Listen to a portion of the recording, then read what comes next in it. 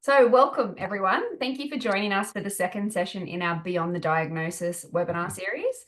Before we begin, I'd like to acknowledge the traditional custodians on the lands on which we're all joining from today. We pay our respects to elders, past and present, and extend that respect to any Aboriginal and Torres Strait Islander people joining us today.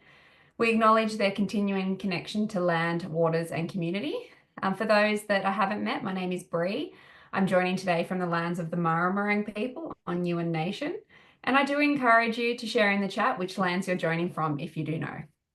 So this session is part of the Beyond the Diagnosis, which is a 4-part conversation series created for parents and carers navigating the emotional and practical realities of raising a child with disability, developmental delay, and autism.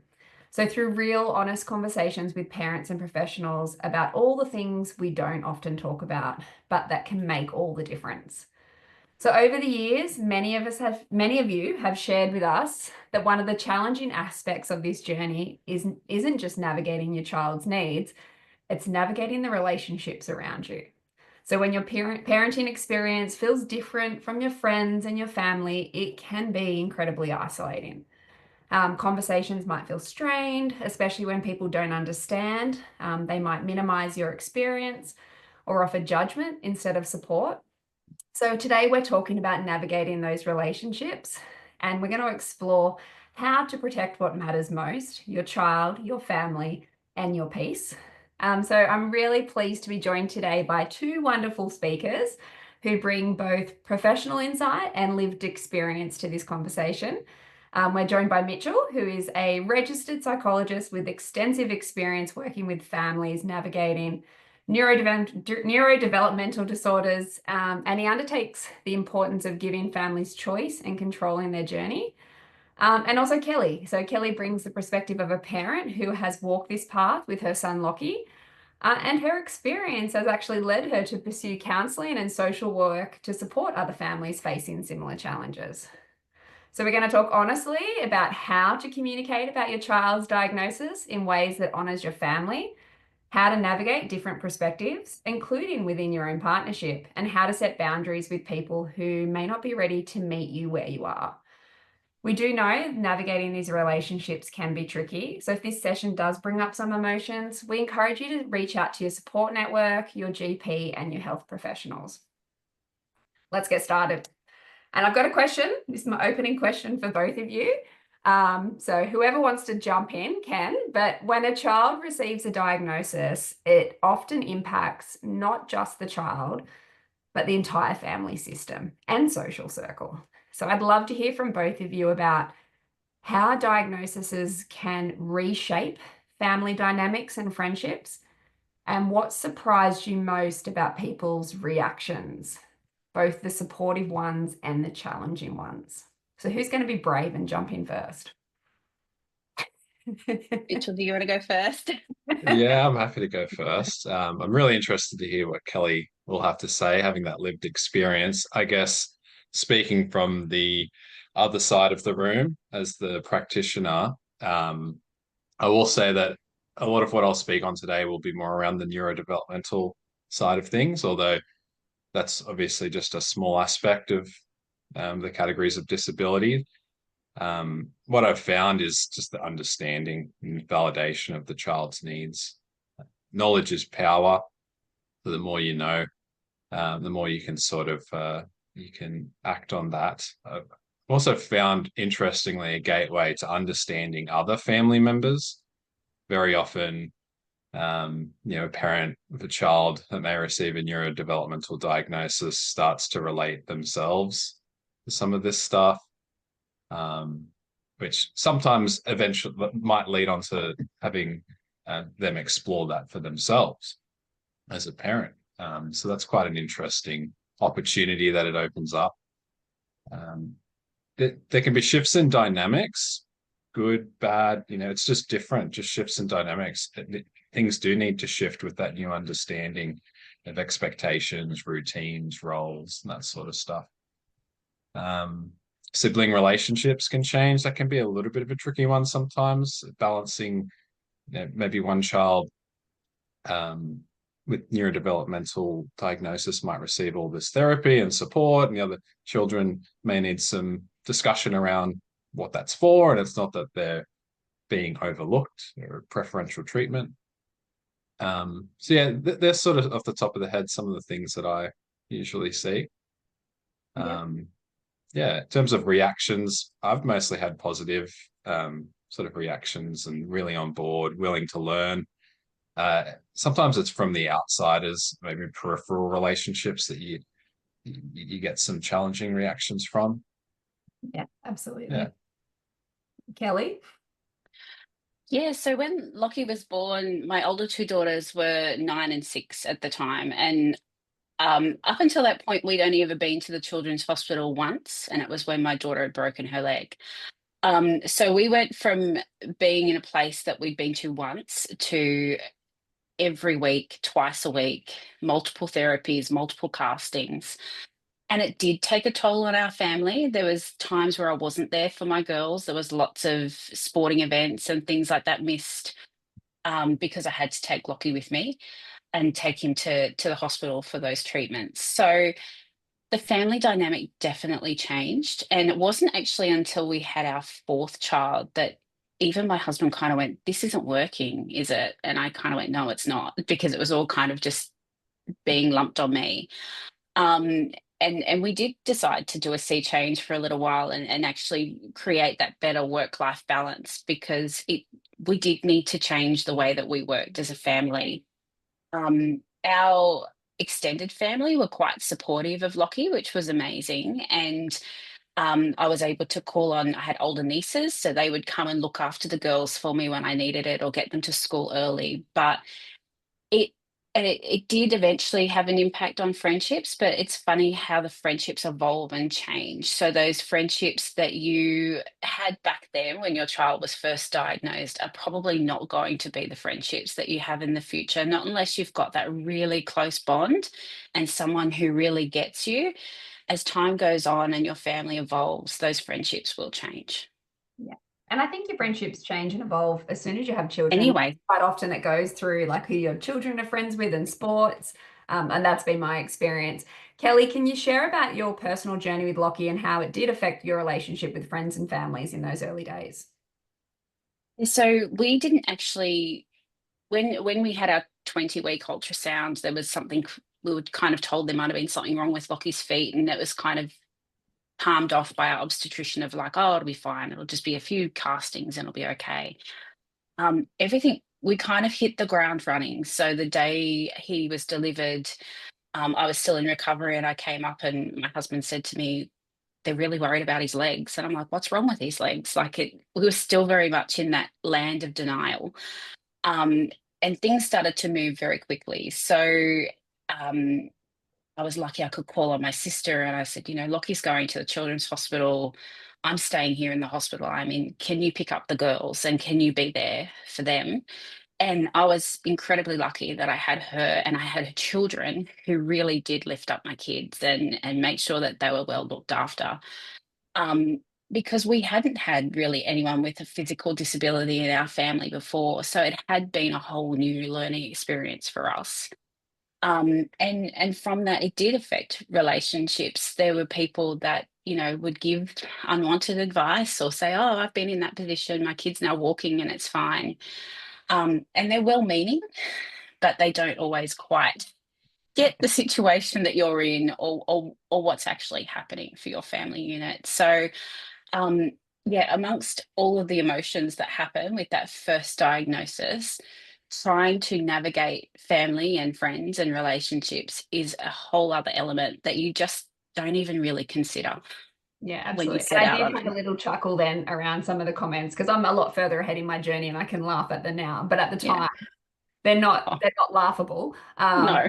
I can giggle now about it, but and we will talk about that a little bit later. But I want to come to you now, Mitchell. So from your experience working with families, what are some effective ways parents can explain their child's diagnosis to others that still honors their child, but also helps others understand? Yeah. Yeah, good question. I think there's no one size fits all. I think what would be important is what's the context. Who is the target audience? What's your purpose behind it? What's the aim of that discussion? Will really inform that. However, at a general level, I think using strengths-based language can be important. Naturally, you look at the DSM-5 for any neurodevelopmental diagnosis, it's going to say deficits in, difficulties with. Obviously, that's important for that diagnostic level, but when we're communicating it with others, we can use different language. I try to be really mindful in the language I use with clients. It's a bit different when you're doing an NDIS report. It's all very deficit based, but outside of that, yeah, that strengths based communication can be really important. Focusing on how your child experiences the world rather than just a label. Every child with neurodevelopmental diagnosis is unique. What's that individual level? That's what I'm interested in. Not what the DSM says, but the individual experience.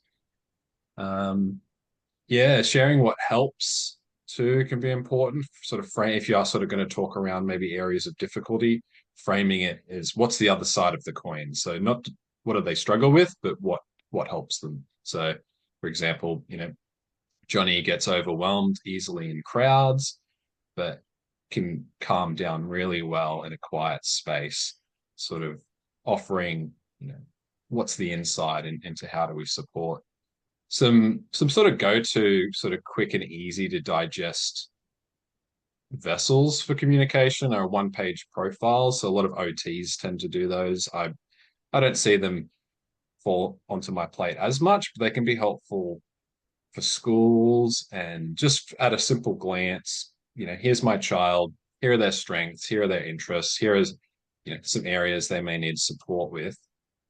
And YouTube videos, there's one called Amazing Things Happen on YouTube.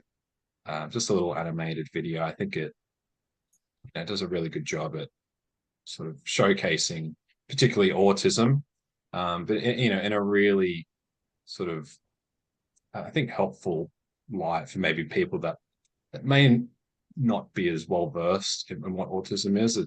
So there's definitely ways to communicate it that are going to be a little bit more digestible to people. I'll have to get the link off you for that, and I'll make sure we include that in the resource email for anyone that's watching. And I've also just put a resource in the chat, which we'll share with the email as well, just around creating one of those all about me documents that you just referred to. I'm going to come to you both again now. I might go to you first, Kelly, but partners often process diagnoses differently or have different approaches to therapy, education, or family routines. What advice would you give to couples who find themselves on different pages about how to move forward? I think give yourselves time. So I know for my husband, it was a long time before he could say that Lockie has a disability.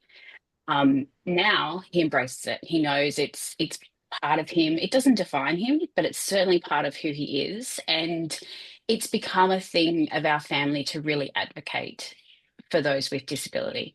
And my husband moving into that space and meeting more people with disabilities that he probably hadn't come in contact with has changed his whole view on, back a long time ago, it was like, oh, if you have a disability, there is no quality of life for you. Actually, there's an amazing quality of life and everyone around them is enriched for it. So it just takes time to be able to get yourself to that point where you're like, yeah, like this is real and it's happening and this is how we're going to get through this together. So yeah, I'd say it really is about time and giving yourselves both time and have those conversations. Be raw, be real with one another, because at the end of the day, they're the person you're going to be relying on the most, and they're the person your child is going to be relying on. So be as open and honest as you can. And sometimes you do have to have the arguments over things. That's how you get things done, and it's how you get to the bottom of what's going to be next for us. So yeah, just be as open and honest and give it time. Yeah. Mitch, I'm sure you've got something to add on to that. What advice do you Yeah, I give to think couples who very find similar. themselves on different pages? Yeah, even just in general, like I don't necessarily work in that space specifically, but working with families, it's natural that you get to expect differences no matter what the topic is. Something as significant as a diagnosis, especially. So I think just to expect differences and, you know, you may bring your own insights to the table on that. Prioritizing just open, respectful communication. So staying curious on what those differences are. There may be some value in that, even though it's different and it might be hard to agree with. Just really staying open about it and really connecting with the fact that this is a shared goal. It's all about what's best for your child together, even if the opinions may differ and the paths, you can always come back to that. So keep reconnecting with that common ground. If you find you're venturing too far away from that, it's just having that anchor to go, okay, let's recenter back at we both want the same thing here. It's to best support our child. And just avoiding the pitfalls, blame. Yeah, it's not about who's right in these situations, just about what works and being able to just be open to, okay, maybe as I've learned, I understand it better now. It wasn't that I was wrong. It's just I'm learning. It's a learning process. Maybe if it's something that's really stuck, just seeking that extra support, seeing a therapist, someone, just a third party that can maybe mediate some of that can be helpful. Yeah, and as well, just maybe playing to strengths as well, dividing those responsibilities. What are you bringing to the table, and in that parenting role, and as a couple, and just really trying to put the energy towards strengths as well. Yeah, absolutely. Kelly, you've talked about your other children a bit earlier, but how did you navigate conversations with your other children about their siblings' diagnosis and the changes it brought to your family life? But yeah, they've both kind of processed, or all of them processed things a little bit differently. So from the time in that ultrasound that we were told there was something wrong with his legs, Isabel instantly went to, well, does that mean he's going to be, or the baby's going to be a Paralympian? And that was actually a really, I was in my moment of like, I'm trying to pay and do all this stuff. I didn't have time to process that.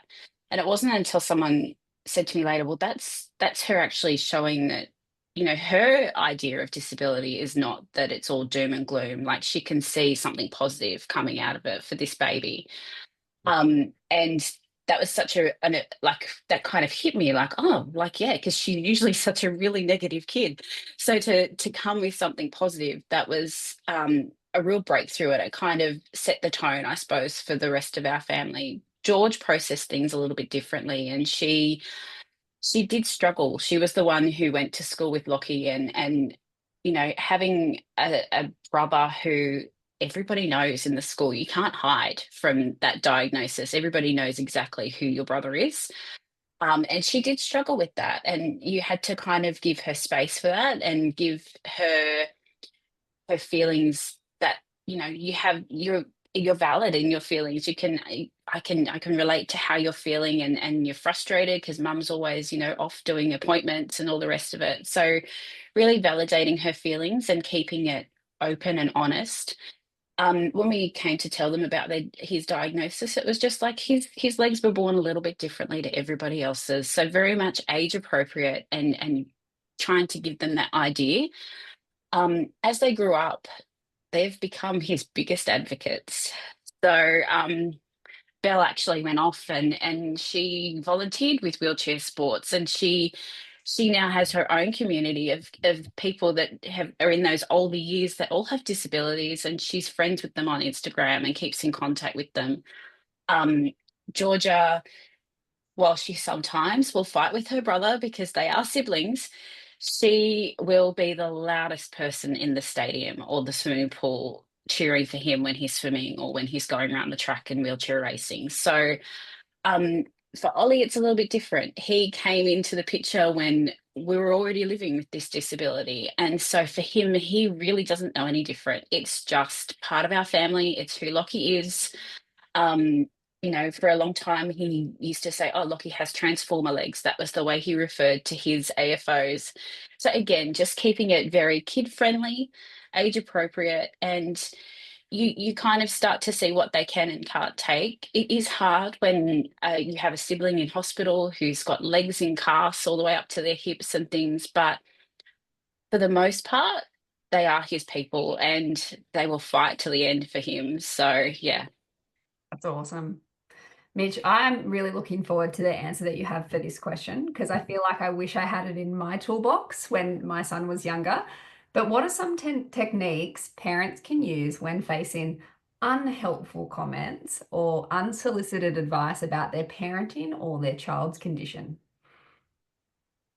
Yes, good question. Thankfully, I haven't been on the receiving end of this, and there's plenty of people in this webinar. I'm sure between everyone would be a number of people that would unfortunately have to relate to this.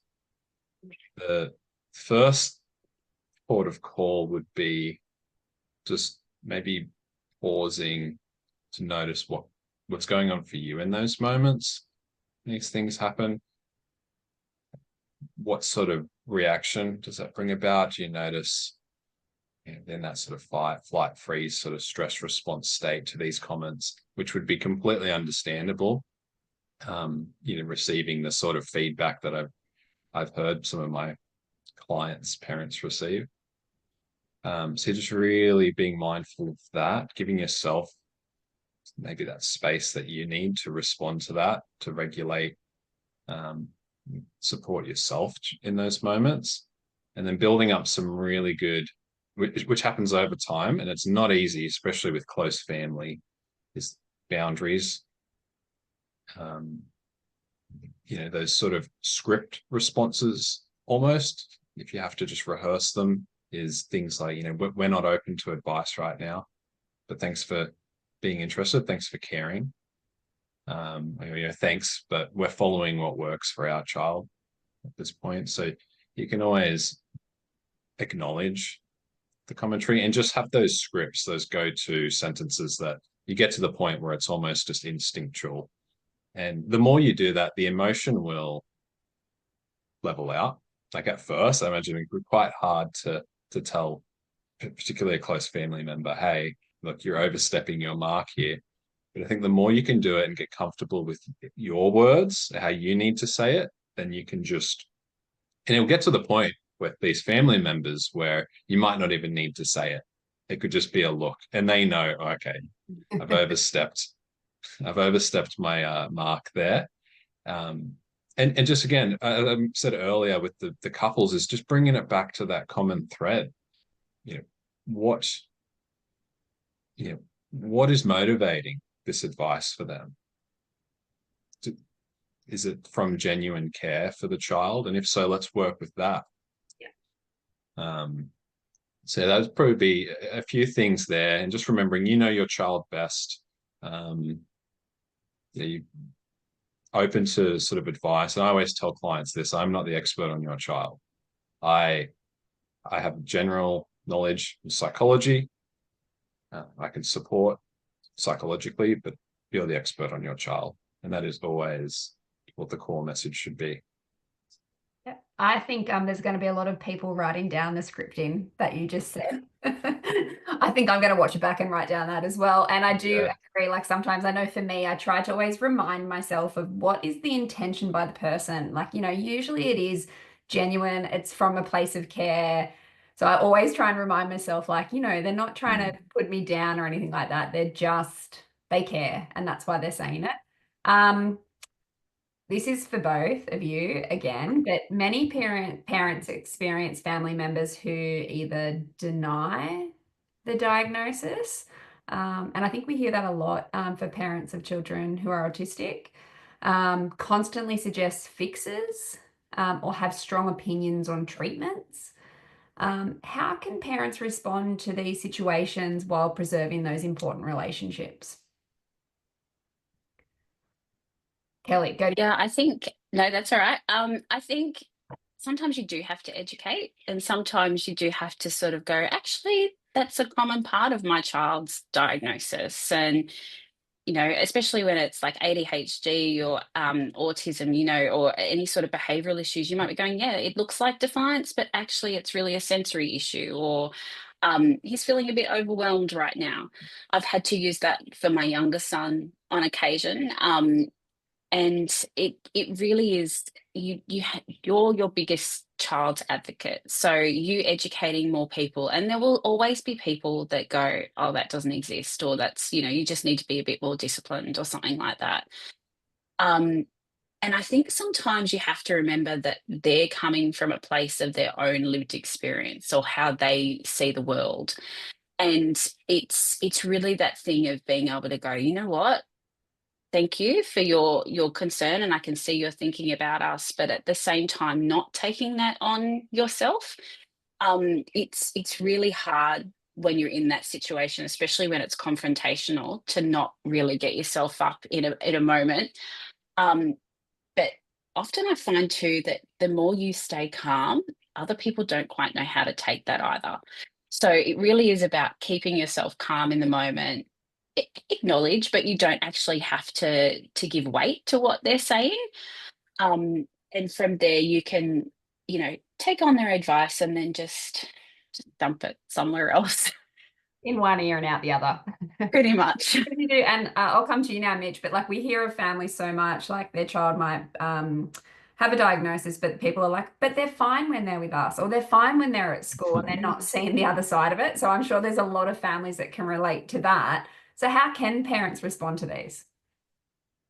Yeah, that's a good point. There are specific, and I can see a couple in the chat that I Yeah. might try and respond to as well, because you get all sorts of very specific communication. My advice would be to bring it back to that general, that scripted sort of response, that catch all, thanks, but no thanks sort of thing. Thanks, but we're following the advice from our professionals. So trying to keep it general, but I guess for these sort of specific ones, so I think Bree, what was your example again that you just mentioned? I want to Or just address that one. just the families where, like, there's someone's like, oh, but your child's fine when they're with us, or your With child's us, fine at yeah, school. Like they might see yeah, them for an hour of the day and everything's going swimmingly, but then, something ups yeah, later. So we hear that yeah, a lot. And so it's I, almost like people deny that there isn't even is a diagnosis. yeah, yeah. I definitely hear that as well. Probably one of the bigger contexts I've seen that in is with maybe families that are parental separation, divorce, Yeah. one parent, oh, they're fine with me. Yeah, I don't get any of the behaviors. It is a case by case basis. Sometimes it's the education around um in terms of safety. Often, again, I'm speaking to neurodevelopmental autism, ADHD. Masking can be a trait that can happen, and sometimes with one parent and not another, or it could be with other family members, particularly if they're with that member for a short term, whether it's a sleepover or a weekend or something like that. Just being able to mask, internalize a lot of that, and then they come to their safe space, and it's like a Coke can. You shake it up, and then once you crack that lid, it's all going to come spilling out. So it can happen with school as well. Teachers saying, "Oh, we don't see the behaviors at school." So I think some education around masking and fawning as well can be a thing. And then in their safe space and with their safe person, it can be a whole different presentation. So yeah, I think that's sort of usually what's going on in those cases. There was a couple of I've sort of lost them now because I we've got know a the lot chat's going coming through crazy. the It's chat. it's hard I'm to not keep your sure. eyes Yeah, on it. I'd love to answer some. I'm not sure if we have the capacity for that, but there was some around other specific questions such as, when, unanswerable questions. When will he walk, talk, and eat? Things like that. again, using that catch-all sort of script, but it could be an opportunity to sort of cut through what's the question, why are they asking this, where is this coming from for this person? I might ask that back in a way of, is that important to you? What's important to you about them being able to walk to this person? What's behind that for them? Maybe they have their own ideas around, oh, well, I've always dreamed of, kicking the soccer ball around with my grandson. And, it could be, again, their lived experience, as Kelly had said. Where are they coming from in terms of their lived experience and their hopes and dreams? Just cutting through to that, because when people are asking these questions, that's just the surface level. What is really going on? Where are those questions coming from? Yeah. And I think with that one, will I talk, will I walk, or will they walk? That's something that I had to struggle with myself. And I think when people ask me that question, my son has cerebral palsy, it was actually, I wasn't in a place to answer that because I was still, so I probably hadn't adjusted emotionally. But once I was able to reframe those questions to myself, like, will he have mobility? And yes, he will. He might not walk, but he will have mobility. And then I switched that talking, well, will he have communication? And yes, he does have communication. So I think for me as well, like I had to adjust to that change in the way we frame it so then I could respond better to those people as well. Yeah, the chat is going crazy. 100%. Reframing, very helpful, because sometimes people use those very restricted, the restricted language, That's a yes or no question. It's a closed question. Will he walk? But it's more nuanced than that. He is mobile, and this is how he is mobile, and this is the support he needs to be mobile. Or yes, he can communicate. This is his ways of communicating, even if they're non-verbal. There's communication. They find ways to communicate in a way that works for them. So redirecting, definitely. Yeah. And I admit I wasn't there to begin with. It took me a while to get to that reframing. And at first, when people would ask that question, I would get really taken back by it. But I think over time, it is a journey, and we talk about that so much. Kelly, could you share an example of a particularly challenging interaction that you faced and how you handled it in a way that protected both your peace and your relationship with that person? Yeah, I think I had to think long and hard about this question, and it probably wasn't one that actually related to Lockie. It related more to Ollie. So Ollie has ADHD, and there are a few family members who are supportive, but at the same time, they were very shocked when I made the decision to put him on medication. It was something that I could see he wasn't going to function at school without it. And then we had an interaction with a family member who basically pretty much told me that if I used medication, I was going to ruin him for the rest of his life, sort of thing, and it was going to have implications into his adulthood. And I just had to come at that with education back to him and say, actually, this is how it works for Ollie. It wasn't throughout. We did lots of trial and error. There's lots of therapy that accompanies that. And it really is just, and for me, I had to recognize that this was coming from this person's lived experience. So their experience was of a family member who'd been on medication when they were younger, and it had caused some mental health issues. So I had to go, well, anyone can suffer from mental health. Like it's not just because you've taken a type of medication, that's what's going to happen to you. And I have to, this is the thing, when it's a family member, you kind of have to go, how far do I really want to push this? And do I want this person to be in my life still? I'm happy for this person to be in my life, but I'm also going to stand by my judgments because I know my child best, and I'm the one who can make those decisions for him. And it's something that he even says, there's a change in me when I take my medication. So it's something that you can stand your ground, and you don't have to, if something is sucking at your energy, you don't have to entertain it. You don't have to give it that time. So pick your battles and kind of like where is this relationship? Is it a relationship I value? How much time and effort am I willing to put in? And then there's always that thing of just let them have their opinion and then move on. So I don't think we'll be having that conversation again, but who knows? Yeah. I want to move now on to sort of setting boundaries. And I know I think Mitchell, you might have said something about boundaries a little bit earlier, but from your perspective, why is boundary setting particularly important for parents of children who have a disability, delay, or autism? And what signs are there that boundaries need to be established? Yeah, so boundary is definitely really important. That probably would be one of the big takeaways from this webinar today. Why it's important: managing expectations and roles. An analogy that I like to use is fire, for example. Fire is an amazing resource when it has its place. If it's not managed, it can be destructive. So it's all about how do we harness that and make sure that these people around us that are supporting us know what the expectations and roles are to support our child. So that's why it's very important, just for self-preservation. This is a marathon; it's not a sprint. Just being able to protect your own emotional energy, preventing your own burnout. It can be, there's a lot involved with raising children in general, let alone having these outside criticism, judgment, things like that. It just adds an extra weight on top that you don't need.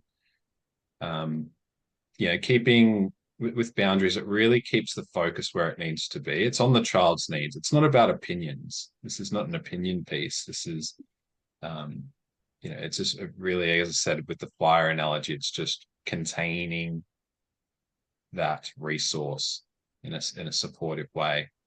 And for your child as well, as they sort of grow, modeling those boundaries for them so that they can advocate for themselves and do the same when they need to. So yeah, I think very important. I could talk about boundaries all day. Probably some of the main sort of reasons why it's really important for self-preservation. And Yeah. So this one again for you both, but what practical strategies would you recommend for setting boundaries with well-meaning, but sometimes overwhelming families? Particularly, like, we hear this a lot around holidays and family gatherings. It comes up quite a lot around Christmas and Easter times. But what strategies would you recommend for families around setting those boundaries when quite often the request is well-meaning, but just maybe not as understanding as we'd like them to be? I think Sure. you can't control. I know that's right, Mitchell. You can't control other people. The only person you can control is yourself. And so you have the option to say no, or that particular event is not quite right for my child, or we can come, but we can only stay an hour. You have the right to be able to stipulate what you're going to do in that family gathering and how it's going to work best for you and your family. And hopefully, for the most part, people who understand you and get your family will be accommodating of that. If they're not accommodating, then maybe that's not the right place for you and your child. And it's being able to go, you know what, I don't need this right now, and I don't have the capacity for this. And even though that's really hard, and I think as parents, we can try and go above and beyond to make everybody happy, but at the end of the day, that's just to your detriment, and you're the one that's going to be suffering in the long run for that. So I think it's okay to say no, and it's okay to move the parameters when they need to be moved. Yeah. What about you, Mitch? Any practical strategies you recommend about setting boundaries?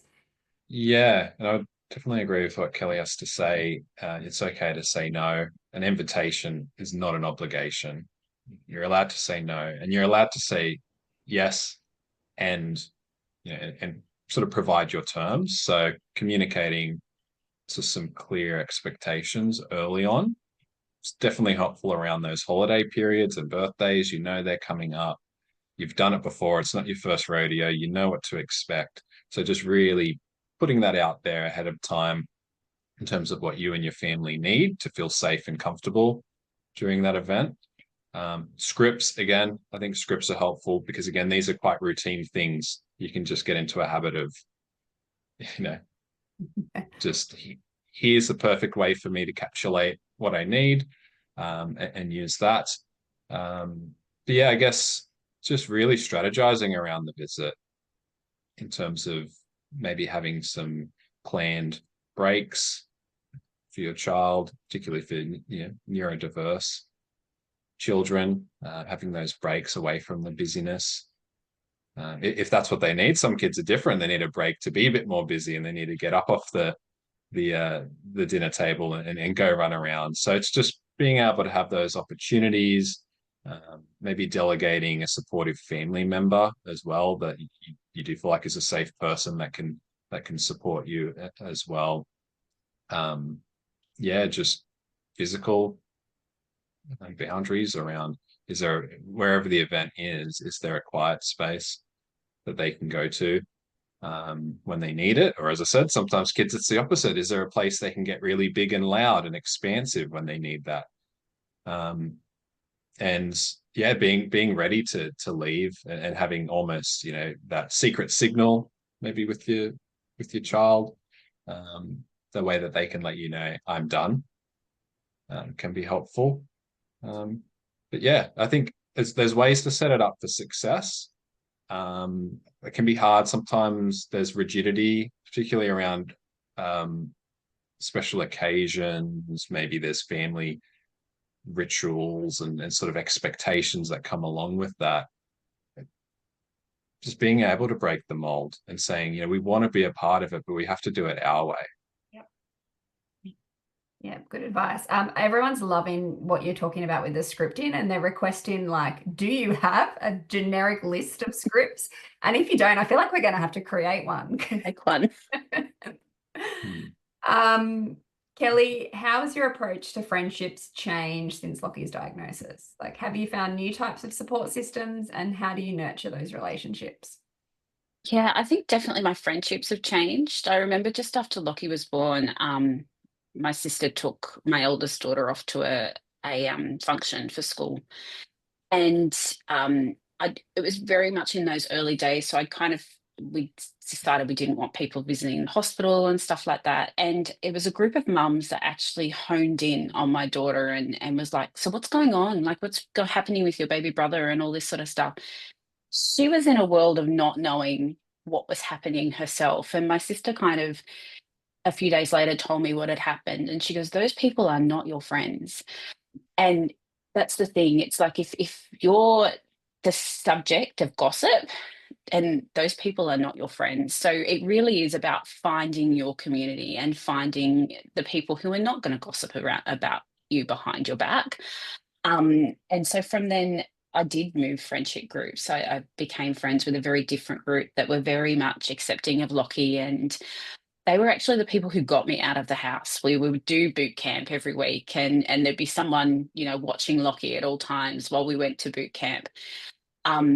They really held me up at a time where I could have very easily fell apart. And it really is about finding those people who are invested in you and want to get you through what would be one of the most difficult times in your life. So I would definitely say find your people. And even those friendships have evolved now. And Lockie, the community he has, I've developed more friendships and people who understand the world of disability and what you're going through. And even just having a coffee with a friend who gets it can just lift your mood in such a way that you don't get that when someone else doesn't quite understand what you're going through. So yeah, find your people. Yeah, absolutely. Couple last questions. I do know that there's been a lot of questions in the chat, and we're not going to get to them all today, but I will save the chat. We'll see if we can find some resources that answer that, and we'll send that out with a resource email. But I've got two more questions, and this one is, they're both for both of you, but what would you say to a parent who feels increasingly isolated because friends and family just don't understand their daily reality? I'll go to you first, Mitch. Just following on from what Kelly said, finding what are the people, places, and things that support you. I know this webinar is pretty focused on the other side of that, where that maybe that can be difficult, unsolicited advice, judgment, that sort of stuff. But yeah, just finding where you get that from. I have a bit of a saying to my clients where, you know, they keep, I guess, trying to get certain things out of a relationship that's just not there. And my saying to them is, you can't keep digging for gold in a coal mine. Eventually, you sort of have to realize maybe this person is just not capable of meeting me where I'm at and what I need. But they can still have a role in my life, but I know what I'm getting with them. And so I think that's really important, is who are the people that do validate and understand and do support, and really putting your time and energy into that. So definitely agree with that advice, and just knowing that prioritizing your own well-being as well. I know a lot of this is talking about through the child and in that relationship, but you are an individual as well, and what do you need as an individual to self-regulate and to reach your best capacity. So I talk about resourcing. So what are the people, places, and things that support your regulation, and just having a list and making sure you're aware of what's on that list and you're accessing those things regularly, because it sounds simple, but life gets in the way. As a parent, everyone else is probably up here and priorities, and you're down here somewhere. So yeah, just really keeping that in the forefront. Yeah. Kelly, do you have anything to add to that? No, I think just building on what I said before, finding those right people for you, because they get you through the tough times, and you really do find out who your people are and who your friends are when you are going through that. Even like my husband, he worked for a place that they understood, and they made a point of getting dinner ladies in or something like that when Lockie had a big surgery, or and just doing those little extra supports, because sometimes you don't ask for them yourselves. You should, but you often don't. And so having people in your court who are like, actually, you know what, they're doing it tough right now, so let's band together and do something for them, that really does, it's in the world of difference. Yeah, absolutely. All right, last question. If you could give parents one practical strategy to protect their peace while navigating complex relationships, what would it be? Yeah, I think for me, it'd have to be boundaries. Yep. It's hard because that is reliant on perhaps other strategies as well, like self-care and being able to self-regulate, that you're in a position that you can put that in place. But if you can get to a point, I think boundaries very important. Just knowing what you will and won't accept out of the relationships around you, and being able to communicate that assertively. So using I statements, this is not in the best interests of me and my family, or what I would appreciate is X, Y, and Z. Just avoiding those you statements. It is easy to respond in those you. Oh, why do you keep saying this? You don't understand. You just, that can invite conflict. So yeah, just boundaries, assertiveness. Amazing. Kelly, what's your one practical strategy to protect your peace while navigating complex relationships? I think know that you know your child best, and you're the wealth of knowledge on them, and you can listen to what advice people want to give you. It's up to you what you take from that. So, and at the end of the day, if it's like, oh, actually, that was really helpful, take that in. If it's like, that's never going to work in a million years for me, park it. It really is about what fits for you and your family, and you don't have to accept what someone else has said, or their advice, or their unwelcome comments. Look after yourself and look after your family. Amazing. Oh, thank you so much to both of you for sharing this practical wisdom and insights with us all today. I think what really stands out for me is that protecting your family's peace isn't necessarily about cutting people off or being defensive. It's about being intentional with your energy and clear about your boundaries. And I guess, yeah, one of those key messages I'm taking away is that you have every right to surround yourself with people who see your child's worth, respect your parenting choices, and offer genuine support rather than judgment or quick fixes. And like you just said, Kelly, to everyone listening, remember that you are the expert in your child and your family. Trust your instincts about which relationships deserve your energy and which conversations are worth having. It's okay to outgrow relationships that no longer serve you. And it's actually really beautiful to discover new connections with people who truly get it, just like you said, Kelly. I have shared the link in the chat for our next session, which is going to be on Friday, which is around finding you again. Because we know that in between all the advocacy, the therapy, coordination, and caregiving, it's easy to lose sight of who you are beyond being a parent to a child with a disability. So we're going to talk about reclaiming your identity and recognizing why caring for yourself isn't a luxury, it's essential. So until then, please be gentle with yourselves. Remember that the people who matter will make the effort to understand your world. And I just can't thank Kelly and Mitchell again enough. It's just been really incredible, and we're grateful that you're both part of these vital conversations. And as I did mention to everyone, there is a lot happening in the chat. I will save it. We'll sort of work out what questions are in there and try and get some answers to you. But yeah, thank you everyone for joining. Have a lovely Wednesday, and I hope to see you all again online on Friday. Thank you, Mitchell. Thank you, Thank you. Kelly. Thanks, Have a great everybody. day. You too. Make sure I save everything so we can shift through. Excellent. All righty. Thank Thanks, you. everyone. Thank you. Bye. Bye. Thank you. Bye.